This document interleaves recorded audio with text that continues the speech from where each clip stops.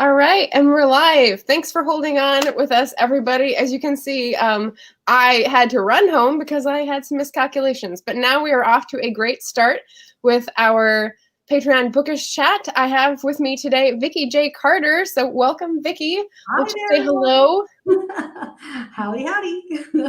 Yeah, Vikki was just talking to me about a football game. Is there a football game going on today? I'm a big Seahawks fan, so they play, I think, at 1:20. So we got to wrap it up. Just kidding. Okay.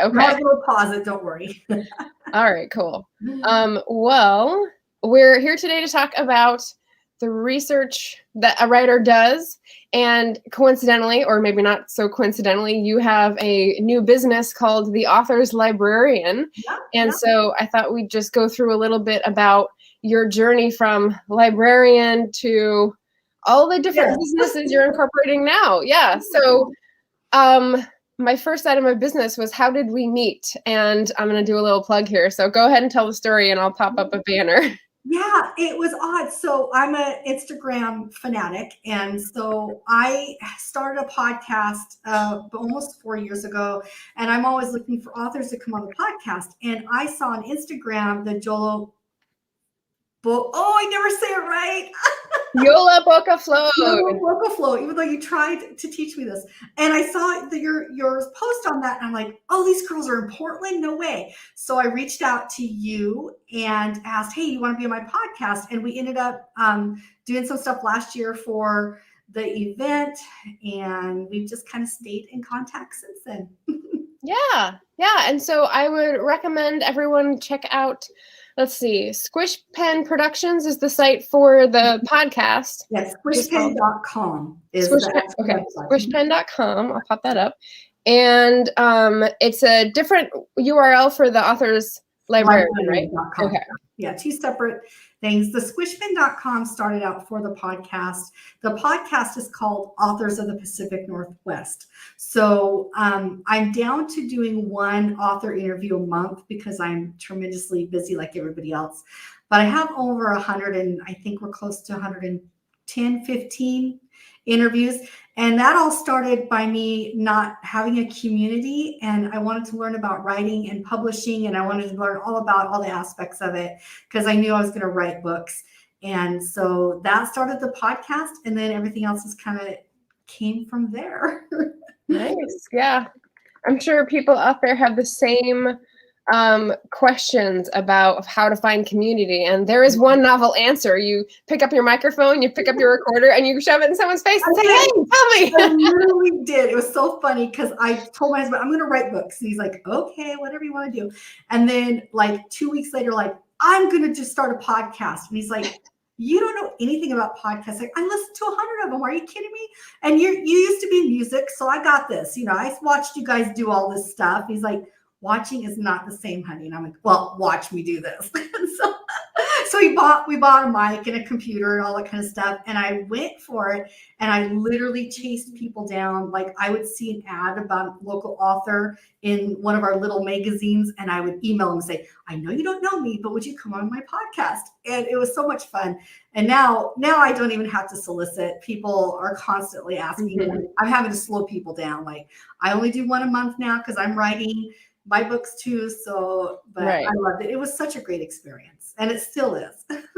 But that's also a good lesson for, I think, new authors to realize, is that there's a sort of balance that you have to keep. And at the beginning, you're going to be doing a lot of that legwork, a lot of that grunt work, going out and finding things and talking to people and establishing your network before you get to sit back after like 4 years of hard work, like Vikki here, and be like, okay, come to me. It's kind of nice, but I'm telling you, it was a lot. I was doing at least 2 podcast episodes a week for a full year. I committed that to myself, and I still work full time in a whole nother job. And so, and I wanted to write too. So I did my first NaNoWriMo at the same time. So I was writing a whole book series that hasn't been published yet, and then did the podcast and working full time. And I thought I'd gone crazy. I was like, what did I do? Do I really need to do all this? But I learned so much. And now I have the most amazing supportive community around me of authors that have been on the podcast. And I've met just phenomenal people. So, and it's not just, I've met people outside of the Pacific Northwest too. There's a lot of authors that have emailed me and said, I love your podcast. And I bring on guest podcast people from all over. So it's been a great experience. So yes, there's a lot of work, and it's the same as when you're promoting a book. So podcast for me is a good learning curve for when I promote a book. So it was almost like it was a great translation over to that. Yeah, skills, transferable skills that you will, never leave behind you. Yeah. And actually, I see Christy is on. Christy Stratos is another fellow author. She's over New Jersey, so she can't join in the Pacific Northwest coolness, but that's okay. It's okay. It's raining right now. Yeah, we were talking on our last panel about how that pace that you do promoting is really just flat out. And both of us sort of like drop the mic at the end of the promotion when the thing is launched, and we're like, yeah, we probably should like keep that going a little bit longer somehow. But it's just like you get to your exhausted. You get exhausted. You really do. And I feel like you have to constantly be promoting. So I'm promoting my podcast all the time. I'm promoting my first book all the time.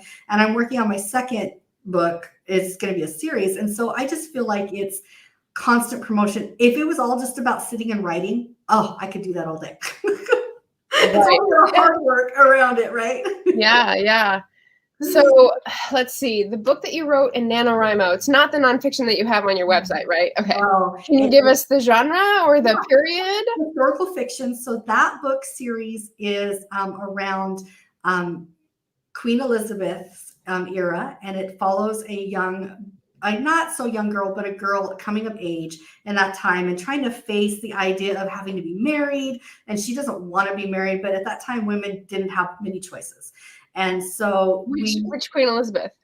Queen Elizabeth first. The first. So we're talking Shakespeare time. So, Tudors. All right. Tudors.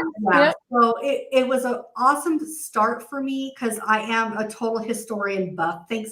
Great hat. My hair hasn't been done in ages. So I'm like, can't go on screen like that.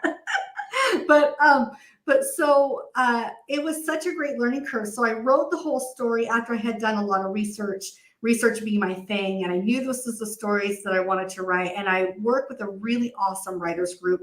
We got done with all the edits and working through that story together. But then I got sidetracked with my nonfiction book. And so after I finished the nonfiction book and I self-published it and all that, I was like, this isn't my first story that I want to put out. I had another one brewing that I want to put out, and that's the one I'm starting now. So and the one I'm working on now is 1920s. Around the city that I currently live in will be hitting its centennial here in 2 years. I live in one of the original homes in this area that was built during that time. And it was all around a planned city for a lumber baron. And I'm going to tell the story of the city through the eyes of one of the guys that comes here to work for them. Oh, wow. Yeah, I'm super jazzed. So I have 2 days to get it out before our centennial hits in the city, and it's a blast researching it and doing it. Have you read Jess Walters? No. Do you have it? Let me see it. Jess Walter. Sorry. So his latest is called The Cold Millions, and he's Spokane. That's about Spokane labor in early 20th century. So write that down. Well, I'll show you. This is what I'm currently reading for this. So I have a memoir from one of the original family members that were here prior to the lumber baron, our historical societies book. And those are definitely recognizable covers. Yeah. And then so when I was in high school, so I grew up in this town my whole life. And when I was in high school, we did a whole bunch of stuff off of this book, The Planned City. So it's RA long. And this is the 75th version of this book. Our newspaper put together this book, but it's all like facts and, it's good, but it's not telling the story.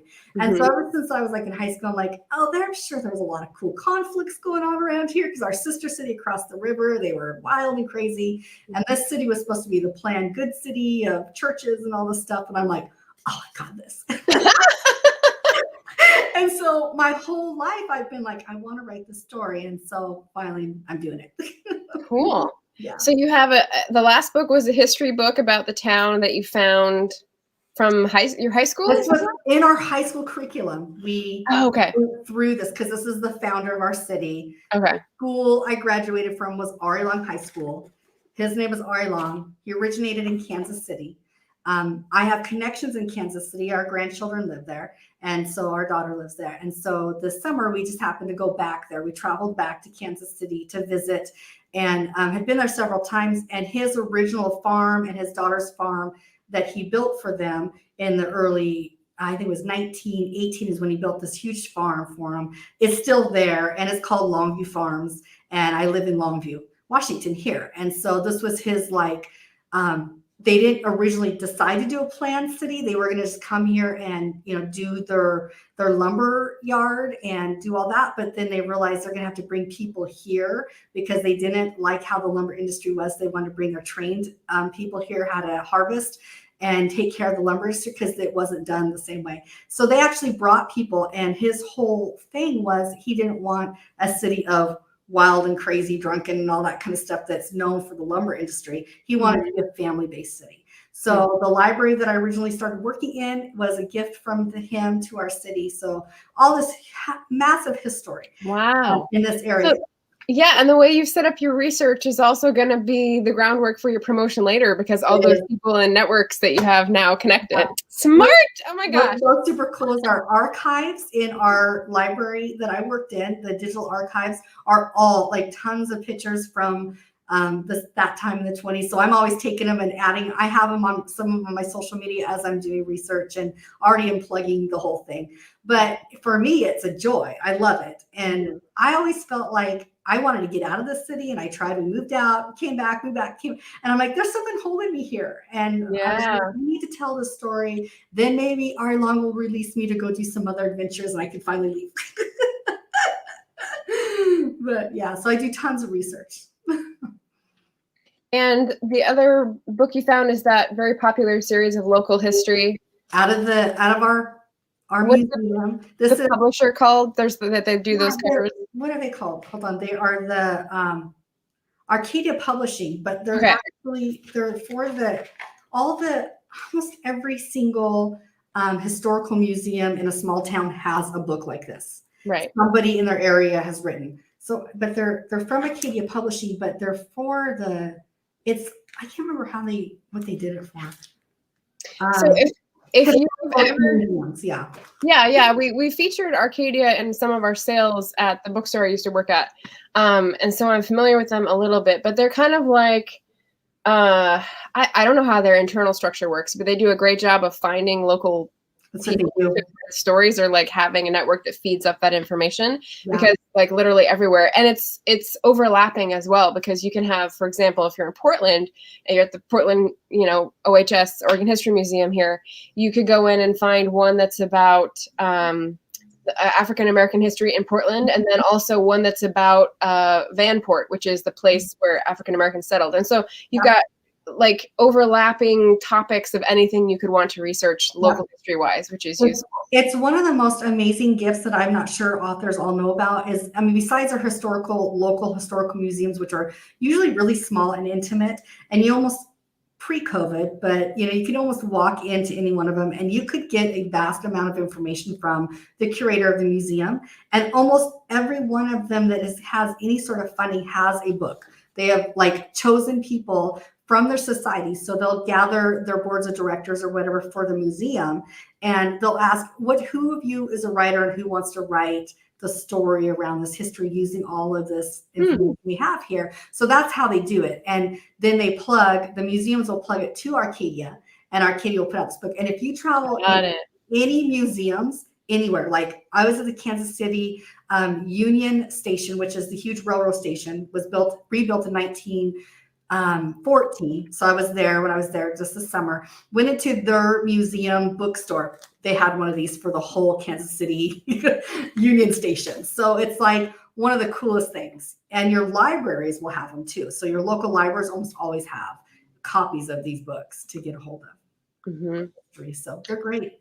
I've got a question then for research that can sometimes be a little tricky.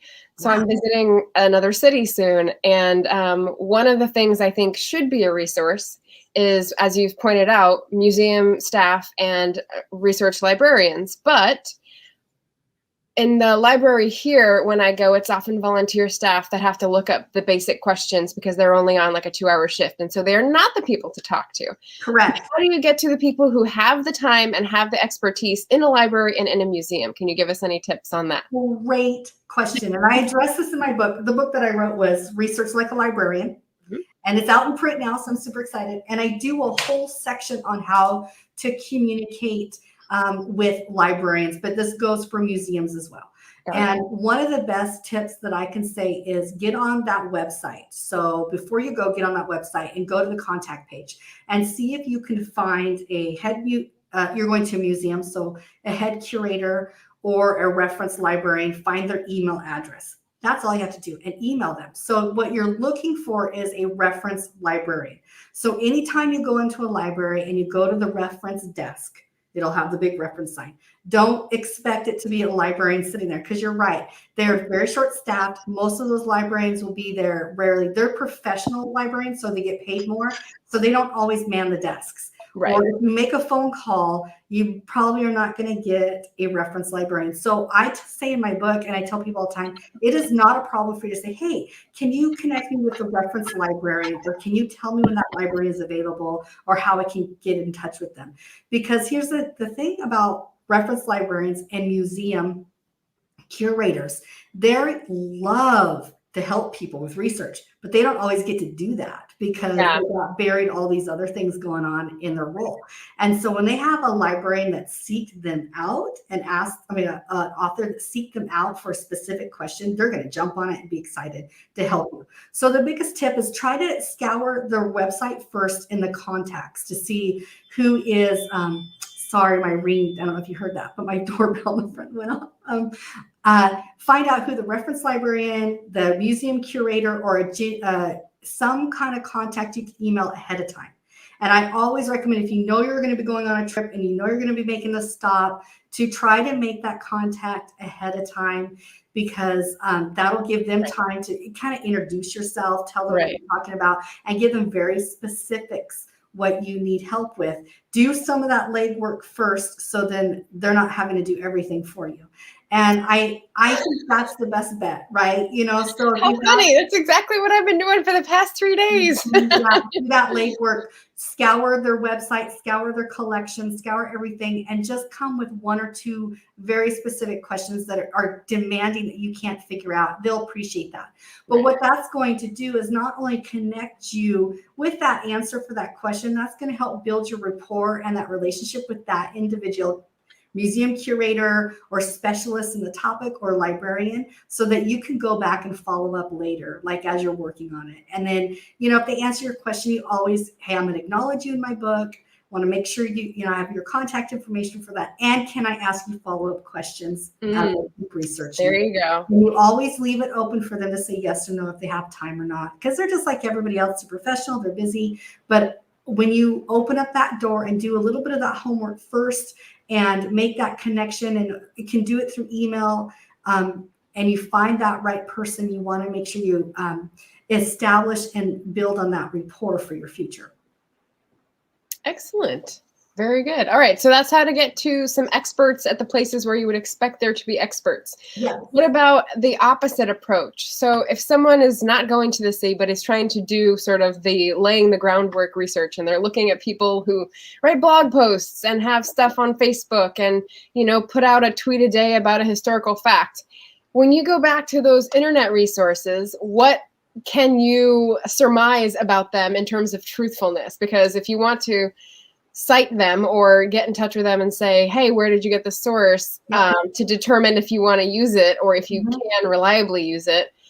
What are some good tip-offs as to that is so us librarians, we call that information literacy, and it's a skill that we teach it at college, university level, and some at high school level, but not everybody understands that everything that's on the internet is not legitimate.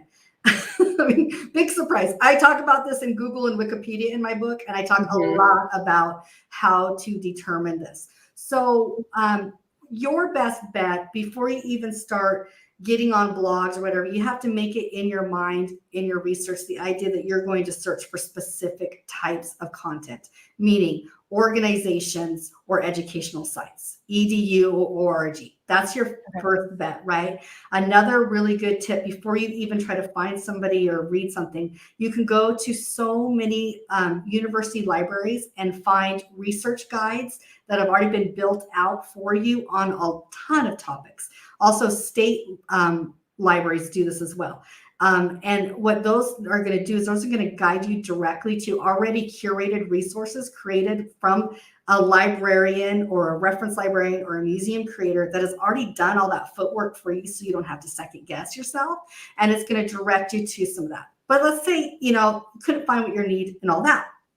So then you do your Google search and you found this amazing piece of content and you're like, this is great. I want to use this. What do I do? How do I know this person is, legit? And you want to look for accuracy on that particular site. You want to look for the last time they had been edited or republished or looked at. You can also do a search on the individual person's name, just a quick search to see who they are and what they're about. You can do a lot of that kind of groundwork. I never recommend Wikipedia at all, except for maybe a first idea kind of search, but you can look it up in Wikipedia, this particular individual or this resource, to see what's on Wikipedia about them, because if it's going to be not legit, you can guarantee there's going to be a lot on Wikipedia, right? So you can do some background work. If you really have to use something that hasn't already been vetted deep down in your heart, knowing that it's an educational site, but you just have to use this information, then I always say, don't use that source. Go and try to find a legitimate source that backs up that source. So let's say I did some research. We'll use one of my topics that I'm doing right now. Let's say I'm currently researching the Union Station in Kansas City, and I wanted to call it a different name. And I found on this blog that somebody was talking about it being called the Grand back in the day, right? I'm like, God, that sounds so great. It'll be great for my book, but I don't know if anybody ever really called it the Grand. And there's no justification in their blog why they called it the Grand. They said their grandfather said it was always called the Grand, right? And so I could run with that, but I can guarantee you if it's not right, I'll get called out eventually by somebody. Yeah. So what I would do is, okay, this is a blogger. This is somebody I don't really know that well. I can email them and say, where'd you get that information?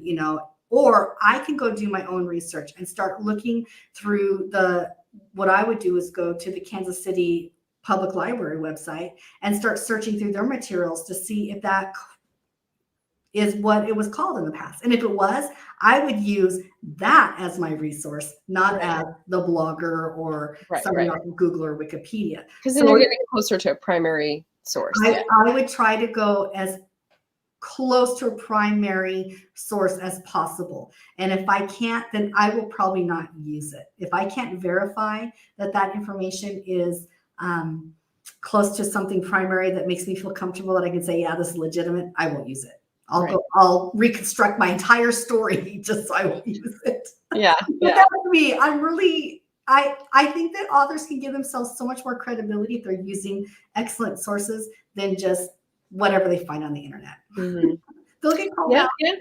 I've heard do it. Yeah, there's a few levels. So that makes me think of like the different levels that I've been dealing with. There's like documents and estates that have been typed up by someone who's left typos in them, but I'm like, but they're real documents, so I can trust them, so I'm gonna go with this. And then there's like the bloggers who cite a couple things at the end, and they're going into extensive like Regency cultural things, and those are fascinating, and I haven't used them, but I pretty much trust them, even though they're bloggers. Well, but you can glean a lot of information from those, right? Now, the mistakes part is something that's interesting because there are a lot of older documents that are not written in our way that we would think, and it will appear as typos. There's actually a lot, depending on how far back you go back to research these documents. But typos are definitely a big clue. If it's something that should have been spelt in 18 something the same way as, Yeah. better, then that will be a good clue. But yeah, so I just say try to find it in a primary source. Now, here's the other key. If you can't find something in a primary source, don't give up. This is where you become kind of like a sleuth tracker yourself, but always employ the help of a librarian. Once you get a connection with a librarian or a professional museum person that you have developed this relationship, you can ask them, say, hey, I really want to use this source. What do you think about it? And if they aren't experts in that particular field, because most reference librarians will be experts in a specific topic or a specific time of history or a specific subject, they have a network of a lot of librarians that are. So I wouldn't even be so hard up to say, hey, I'm worried about using this. I have this connection with this awesome librarian. Red flag. Yeah. What do you think? And then if you can't help me out with this, do you know somebody that can? Right. That's like a job search. Yeah. Yeah. So utilize those sources that are out there that you can trust as best as you can. But primary sources, diaries, journals, documents that are firsthand accounts, firsthand verbal document, like verbal audio. There's a lot of that out these days too. That is amazing.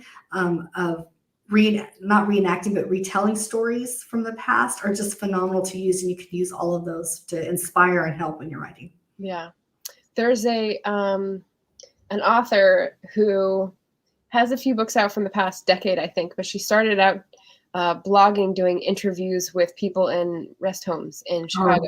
And so just mines their memories for the past 60 years from the 1990s.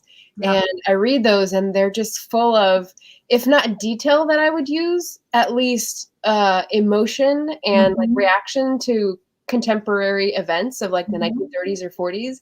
And they're just a gold mine. So and I'll find her name and put it in here. I can't remember right now, but yeah. No, and that brings up a good point, is that you can get inspiration from resources, and you don't necessarily have to document inspiration.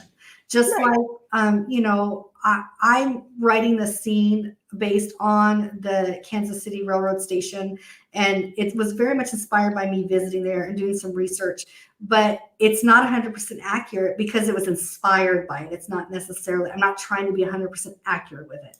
Mm-hmm. And it's okay to do that. The only thing that I just recommend is remember to jot down where you got the inspiration, at least the web URL or whatever, because when somebody does ask you, hey, this is amazing, where did you come up with this? You don't really want to have your inspiration be like, oh, I just came up with it out of my head. If you are inspired by somebody else, let's give credit to where that inspiration was. And I think that's just as important to, make sure that we're giving back in the karma world with research as well. But you don't have to document your inspiration as long as you're not taking word for word from someone. Yeah. And then that can also get you into a different pot of trouble. If anyone's followed the TJ Klune sort of kerfuffle controversy about this is my inspiration, but I turned it into this. And does that dishonor the original story of Native schooling pain and everything? So that's a whole other avenue, but very interesting. In of itself, that's a panel. I mean, I get asked questions like that all the time, and I'm like, how much time do you have to have this discussion with me? Right. So do you have the thing that's still on your desk in terms of inspiration that you're saving for a different novel? You've told us of a Tudor novel and the 1920s or early 20th century that you're working on now. Is there something that you're there's a different setting that's sitting here that's been inspiring, but not sure what to do with it yet? Where did it come from? Crazy ass notes. Sorry if I cuss. I keep crazy notes. So that is one of the skills that from a librarian aspect that I have gleaned in my life that has helped me as an author is that I keep notes and I write down things all the time. So if I am somewhere and I'm like, oh my gosh, this is so great, I don't know where it's going to fit in what story or what book, I'll write down what my thoughts are about it, how it inspired me, and the location, and how I can go back to backtrack to get information around it. How do you keep that all searchable? My husband, it's in my head. In the way I do my notes, I put on the top, what kind of, I use keywords a lot. I don't know if that makes sense to you guys, but I use keywords. And so I use short words and phrases of, scene, blah, blah, blah, 2-3 words. And so I do have a pretty dang good memory. So as I'm working on, and I think I have a good memory because I do a lot of data dump, like that. I just dump it out, have it in a notebook.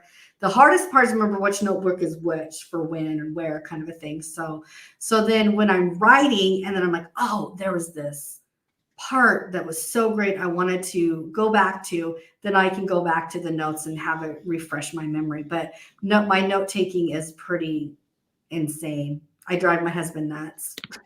So I'm like, I can't relax. I gotta write this down. Yeah, otherwise it's gone. Like the news it's takes gone. it back, right? Yeah. And I've been known for when I'm driving, I'll do text memo to myself, and I have to get, like you said, data dump is a huge thing. I have to get it out of my head because when I go to write, I'm not currently usually writing on that scene. It might be 4 scenes later, or even a different book. And so rolling in the head. You do the scene shuffle. I I do. But I've gotten better. I've never been a great planner outliner for my books.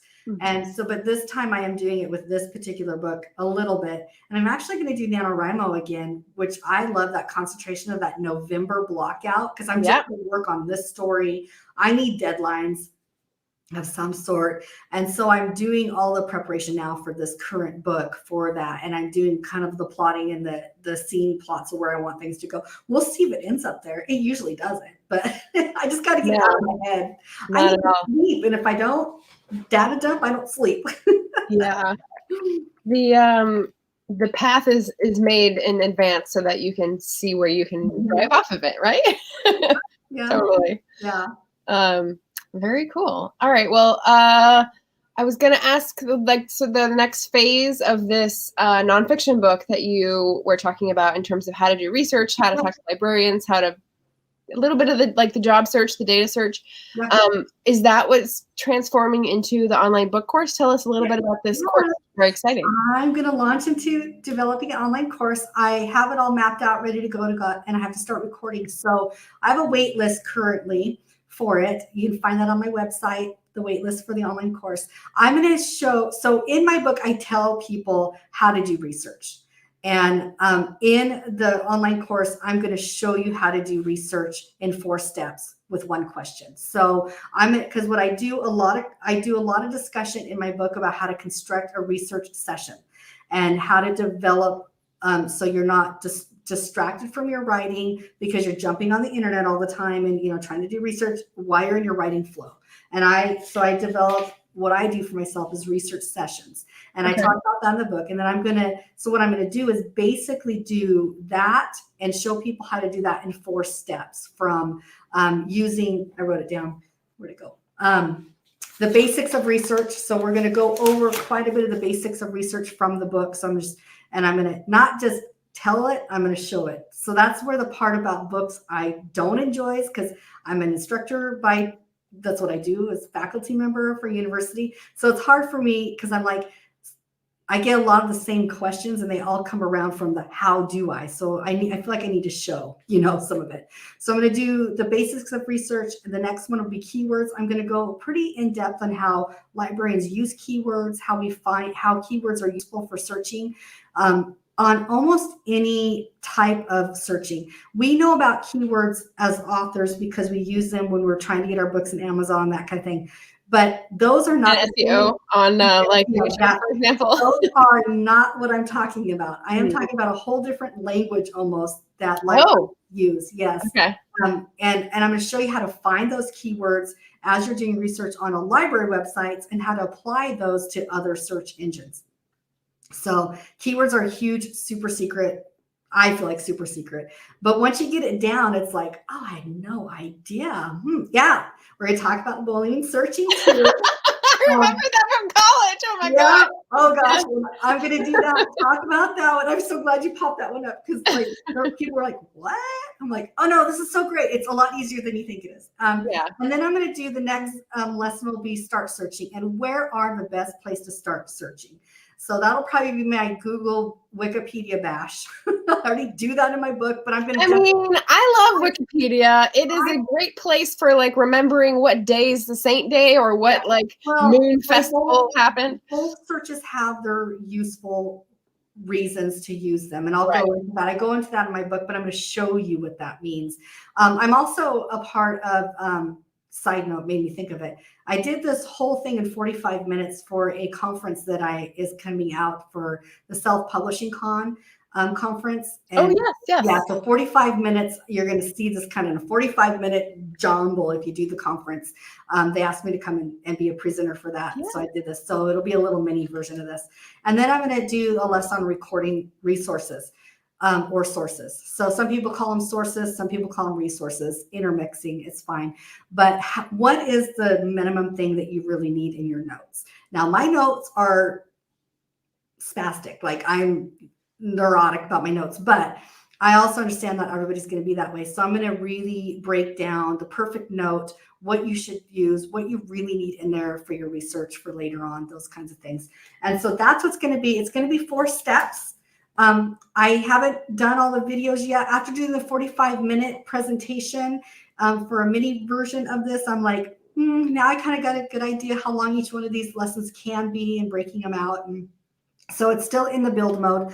I do have a pretty decent wait list, so I don't want to make it last too long, but I'll get it out and it'll be available for people to. So you said 4 steps based on one question, but I think PhD students will definitely sympathize when I say it can be hard to get to that right question. We're going to do that. Do you have any tips of like how to narrow down to get the right question? That's in the basics. The very basics is I'm going to teach people how to write a research question using and then bring out those keywords that you need for searching, because you're right, it is very hard.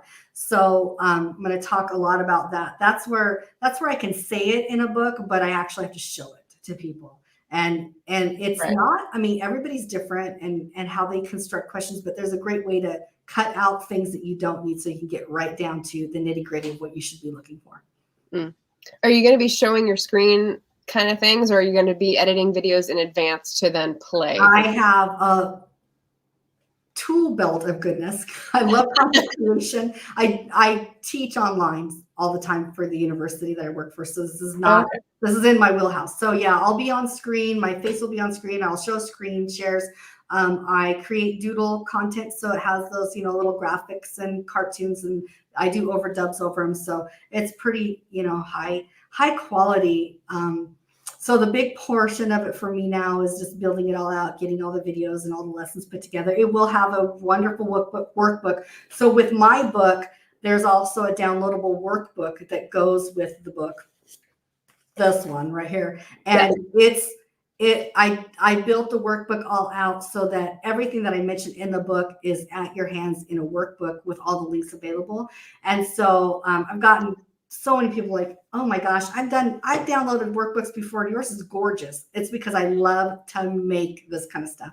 So my online course. You're a visual person. I'm very visual, very, very. And so I will have, great worksheets and checklists and things that go along with the course. So I don't have a date yet for it, but if you're interested, get on the wait list and I'll make sure the first group of people will run through it, as soon as it's ready. And I don't know the price point, any of that yet. I'm just in the middle of the creation of it. I don't want it to be something that's out of reach for people. I just feel like I need to show, not just tell it in the book. Right. Cool. Very, very cool. Because then, you're also gathering data for future projects as well. So and because Vikki is a visual learner, you will also be impressed with her Instagram profile. So I popped that up in the chat. Mine is just random cat pics, so I don't feature that too much. I love your stuff. So I have also popped up in the chat. I found the author's name, so that's Michelle Cox. If you're interested in that blogger talks about Chicago stories, early 20th century Chicago, she's done a great job of writing up all these interviews, and that's the type of work behind the scenes that you're like, thank you for everyone who ever does that and puts it on the internet, because all that free free labor that you've done. Like this labor of love is available to other people who use it as inspiration. Yeah. And also the Library Congress for the United States. So, in the Library Congress has a huge database full of audio that they have done similar things. They've had historians go all over and interview living people who, a lot of them aren't alive now, but they have just gathered audio recordings of them telling the stories of World War I, World War II, and all the lives around all that. It's just a fabulous resource to go to. I've been going there to try to find, so I can get flavor, because my books are around the 1920s. I need to hear flavor, the feeling, the emotions, and all that kind of stuff, so that I can listen to some of that. So when I'm doing my writing, it sounds and feels like that time period. You get a little harder when, before the World War I, you're not going to get that much. So if you're searching, That's true. Yeah. It's fun. I read a book earlier this year called Wild Women in the Blues that has a lot of South Side Chicago slang from the 20s. And it's so delightful. She really plunges you right in. It's Denny Bryce, and she really plunges you in. And at first you're like, wait, what is happening? I'm looking at a cartoon. And then you're like, oh, okay. Well, then you get it from context. And it's a great example of someone using really, I think, accurate. They feel accurate. They feel authentic. Yeah. And it's funny because I feel like even if you don't know if it's accurate, you can tell if it's contrived or not. I have a writing friend of mine. He was writing, and a whole different perspective. He's not Black. He was writing Black jazz, and as a jazz musician, and he's an older white individual that has no point of reference of music or anything. And I'm like, I hate to break this to you, but I'm really struggling with this because it just doesn't feel authentic enough for me. Yeah. And he's like, okay, what do I do? And I go, why don't you make it a white guy for you to start out with and do some research? Right. You could, start there.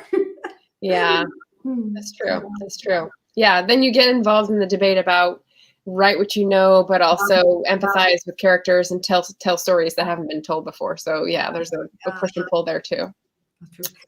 Yeah, so that's what I've been up to since you and I've connected. Is this what you were talking about? I had this on my list to look up. Crowd LOC. I don't know what crowd is. I gotta look. So I looked up transcribing volunteering because like a year and change ago, I was like, oh, maybe I have time to do that during the pandemic. And then I was like, no, I don't. Yeah. there are opportunities. I don't have it popped up on my screen to see, but I'm almost sure that you can volunteer to be somebody that does. Right. That's what that is. And then they will upload them in there. So one of the authors on my podcast, that's how she started writing. Lily Robbins Thompson is her name. And she actually went and recorded and interviewed, I think it was maybe 3 or 4 World War II veterans and one Rosie the River that was in our area, which was amazing. And then she wrote what they recorded. They really talked about the World War II and then coming home. And then she self-published their stories for them. And every one of them, she was able to get to them in their hands and have a book signing party with them before they passed. All of them have passed because they're now getting in their 99, 100. So she got to do this before that all happened. And that's what started her writing career. And she said it was the best experience for her to learn how to listen and how to rewrite somebody's story. So what she would do is she would do the audio and then she would write it all for them in their firsthand account. And then for the book that she'd give them that copy. And then for the book, she would rewrite it in third person account. And they're beautiful stories. So it's a great exercise in research. Living research is what I call it. Interesting. Yeah, I'm trying to think. There was someone, I'm trying to think if it's a fictional character, or if it's a real person that I'm trying to remember that said they learned how to listen.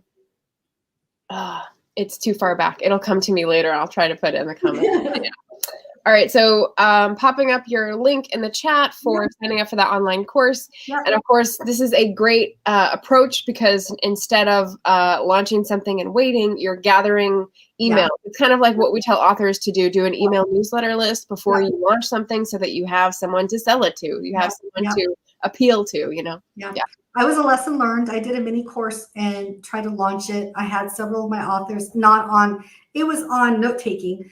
skills. And I will go into note taking. I'm going to do a separate mini course again. And I had some of my authors friends test it out, and I couldn't get people after we were done, polished, beautiful. I couldn't get people on it. And I kind of feel like I'm in the business of educating authors too, a little bit about rethinking how they do research. So my branding is not just about, hey, I'm a librarian. It's about, let's think about how we do research. So to make you a strong voice in writing.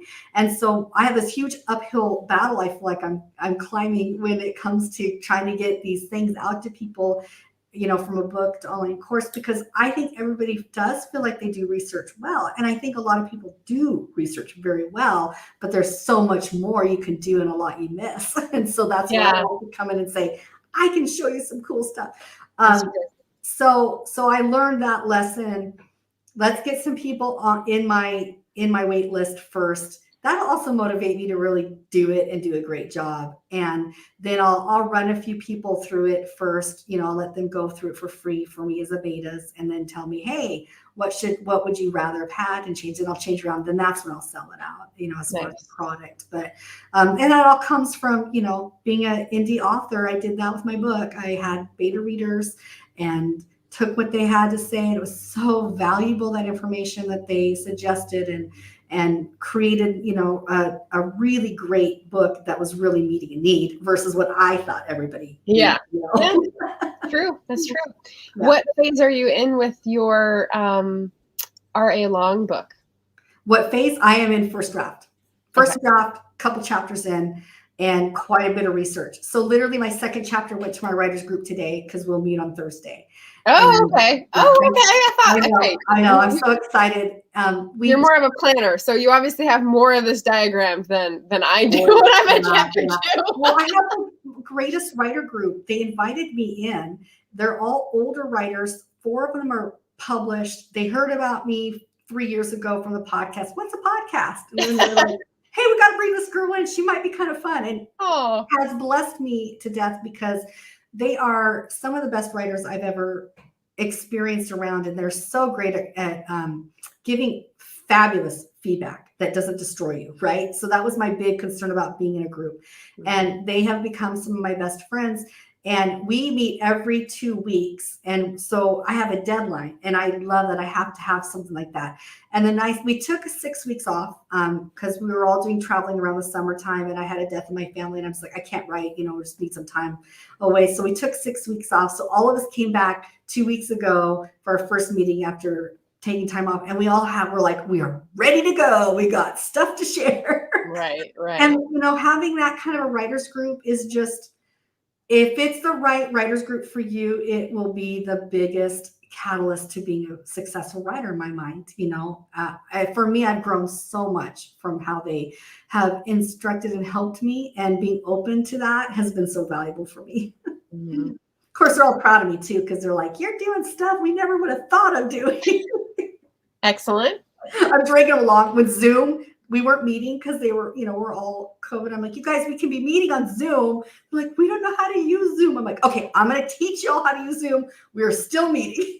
Yeah. There you go. Yeah, it was funny. Paving a new path. You were talking about note taking and as research, just like short question. Do you print out your resources, or do you keep them all digital? It depends, honestly. And let me tell you, I'll give you an example today, because I was doing research, but while I was writing, I had to follow up on something I needed to fill into this chapter. And so I found a map. I have it right here. It's so cool. So it's an old map of Kansas City. And it's actually the streetcar line in 1914. And so normally I'd want to keep that online. I don't like to keep a lot of papers, but the problem was this map was so hard to read online. I printed it so that I could find the graph of where I needed my character to be at. He's going to move from one part of the city to the next. And I wanted to talk about the streetcars because he's not used to the city.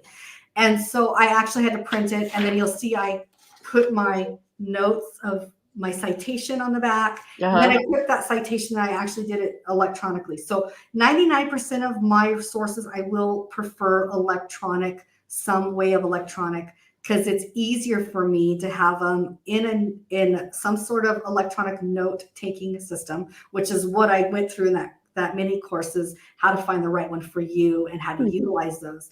Because writing citations is a nightmare, even for me as a librarian. I hate them. Yeah. All of us hate them. And but the cool thing is that there's really great generators that you can use to make sure you're getting them at least somewhere. So I would prefer 99% of my sources would be online. However, if I can't get something, I'll definitely do a print book, but I just don't do a lot of like printing, a lot of copies.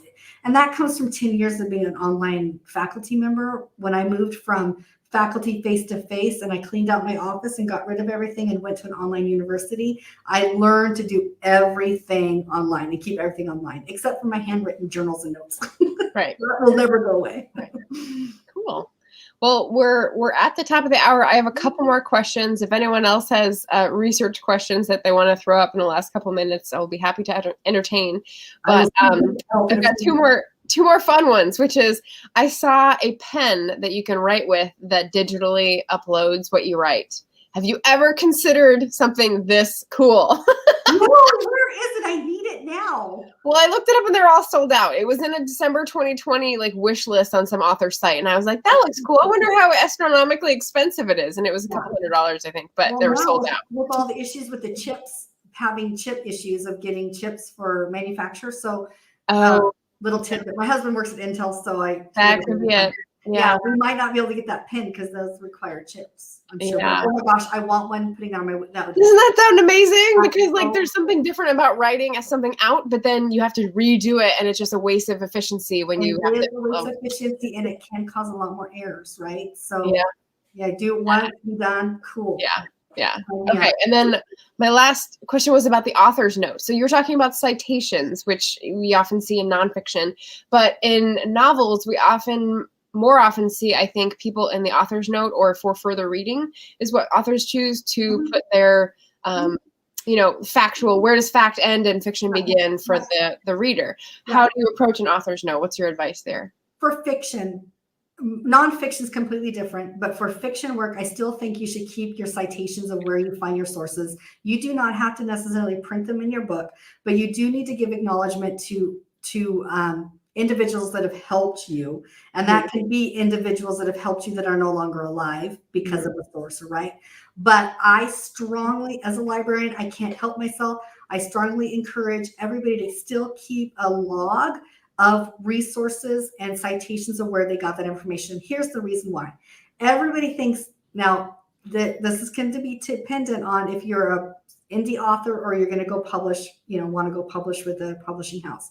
Regardless, everybody thinks somebody's going to be fact checking your work and they're not. And so that an editor doesn't have time. They're going to expect you to do it. Their middle editor, people below them, they're not going to do it. They're going to expect you to do it. And there is nothing worse. And I've seen it happen in conferences. I've sat in the rooms and I've seen people get called out for something in their book that wasn't accurate, right? And it's horrifying. And even if it was an inspiration, you can say, well, that was just to inspire me, right? But it still kind of makes the author look bad, in my opinion. So if you have your log, wherever it is, of your resources, and you ever get called out, you can nicely say, hey, why don't you email me and I'll send you the reference or the source that I use that for. And we can take this discussion with each other online, because I'm curious outside. I'm curious what you have to say. We can disengage that, and what also makes that author sound very professional, incredibly credible, right? That's what I want all authors to be able to do. So fiction, that's what you should be doing. That's what I'm doing with my fiction work, because I know there's historian buffs that are gonna be like, wait a minute, that never really happened. I'm like, hey, let's have this discussion online, because I'm curious what you have to contribute to this, so. So, and then nonfiction, 100%, it's reference page, resource page, whatever, people call it bibliographies. Right. But you definitely need to have those. Your works cited. I think that's what I remember from grad school. Yeah, it is works cited. Yeah. What I have in my log, so I've got people I've consulted because I want to keep them in acknowledgments, but I've got a different thing for books I've I've gotten facts from. So would you split those differently for acknowledgements and author's note? I would, and well, you in your acknowledge page, you can still list any books that you want individuals to read, but you should write down somewhere what page number you had gotten that information out of that book to make it real easy on yourself. And here's what you want. But I don't own these. I mean, most of these I don't own. So yeah, but when you're reading it, right, you just jot down the title, page number, and that's good for you. Because here's the deal is that you might get asked something, and I don't know, my memory's not fantastic. I can't say, oh, blah, blah, blah, blah. But there's nothing worse than having that feeling of like, yeah, I don't know where I got that from. I know the book title, but because it just makes you look completely. The universe told me. Yeah. Yeah. So just not gonna cut it. So let's make a habit, like you're going to use, let's say this was a book that I used and I'm using it. I wrote down the title, the authors, and whatever page number jotted my memory of why I needed it. This goes into what I call my perfect note, the anatomy of a perfect note. And that's it. And I do this whole breakdown for that conference that I did. And that's going to be at Self-Publishing Con. It's going to be in October. So you can find out that information on my Instagram and on my website. And I go through the teeny little note, what minimum you should take. And I think fiction authors should be making a habit of doing that for themselves, but also for you to sound really credible when somebody wants to challenge you. Not that it's always going to happen, but it can. Yes. I'm just writing in the chat here. That's okay. The anatomy of a perfect note. As someone who likes to think that they're organized, but not always rising to the level I imagined I am, that just sounds glorious. Well, it was fun. So you have to go to the conference because I break it down in a whole session. And part of that 45-minute session, I go through it. And then if you go to the conference, you get my workbook that I break it down. And I even have an exercise for you to highlight the things in my note that you should be doing in your own notes. Wow. And then I'm going to expand on that eventually in my online course, one of my online course versions of something. So. You know what I think might be funny is having like people submit what their idea of their perfect note is and like put it up next to your course example and be like, let me diagram anonymous X user 5.3. And I would have to be like, okay, can I use your note and have permission to do this in my class where you won't be offended? There's that. But yeah. That'd be fun. That'd be super fun. So what is the date? And let me put in the comments the self-publishing conference. Self-publishing conference. Let me it's October. I have to look it up because it was hold on just a second. Because I recorded October. It's October 20. I think it's the 23rd and 24th. Oh, see, this is not I don't usually use this browser. So let me get my other browser. And it's free. It's a 24-hour conference. It's free. And you're going to get 24 hours. 20. I know, but it's all recorded. And you can get access to all the materials afterwards too. So it's starts on October 23rd. So it goes from the 23rd to the 24th. I have a link too that I can send you, Margaret, that you can send out to others. So that you can get access to all the information. I'm on the front page of it. I'm so excited. And yay! And so, or individuals can go to my website and link from there to it too and register for it. There is in there you can get a lifetime access. So this is what's super cool about this is that they do this every year. They're out of England. They're the Independent Allied Authors Association. So it's an organization for independent authors. I don't know if you know who Joanna Penn is, but almost everybody in this world. I'm going on her podcast next week. Very exciting. Very exciting. But she's one of the main individuals of the Alliance and of this conference. So her and, oh my gosh, all these amazing indie people that are associated with them. So if you go to this conference and you buy the lifetime pass for the conference, then you get access to the last 3 years, which had Joanna and her whole thing that she did, plus any future conferences. So it's a pretty great deal because they're bringing in some of the best of us. I don't know how I lucked out on, honest to God, I'm like, my book just came out and I've been communicating with Joanna about she asked me to come on her podcast because she feels like this is a good topic, right? Mhm. And I'm like, Joanna Pin wants me on her podcast. And I'm like messaging my husband, who has no idea who I'm talking about. I'm going to be fangirling. I never fangirl. Yeah. Yeah. I'm like, and he's like, whoa, he looks at her website. He's like, oh, wow, this is cool. So then, because I'm in the association, they did a call for speakers. And I'm like, oh, I don't know if I should throw my hat in this year because I just That hat. I just got the book out. I just, we all get nervous about stepping out and doing stuff. And I'm like everybody else. And so I just did a presentation proposal and they like immediately got back to me, can you please do this? And I'm like, okay, now the work begins. Yeah. Yeah. So I'm super excited about that. So, and it's a free conference. They're going to have 24 amazing, and the theme this year is on the writing craft. And that's why I felt like it was really good for a fit for me. So very nice. Very nice. Yeah. We had some last comment about the author note. Miss Benson's Beetle, which is on my wish list, explains how a real life photo inspired her story and other background about the stories. So yeah, lover of authors' notes, the world round for sure. So thank you, Vikki. I think we're running out of time. You've got to get to your football. So I'm going to wrap it up for it. My sister's not texting me, telling me what the scores are. Okay. Well, thank you so much for joining us. This is our September Patreon Bookish chat.